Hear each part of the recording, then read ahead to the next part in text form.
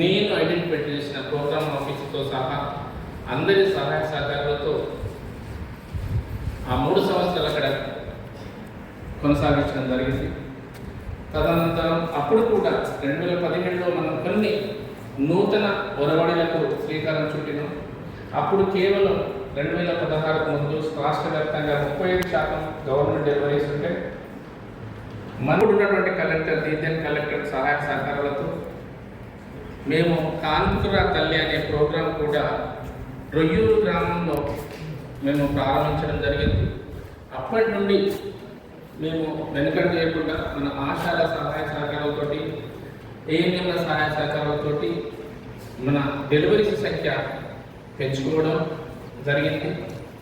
అప్పుడు మేము నైట్ కూడా పేరూరు గ్రామంలో మేము అప్పుడు దీదెన్ మెడికల్ ఆఫీసర్ పేరూరులో ఉన్నప్పుడు రాత్రి 10 గంటలకు కూడా పోయి గర్భవతులను మేము మోటివేట్ చేశాం. సో తదనంతరం 2019లో మనకి ఇక్కడికి జిల్లా ఏర్పడింది ఫిబ్రవరి. అప్పటి నుండి కూడా ఇది కూడా కొత్తదే.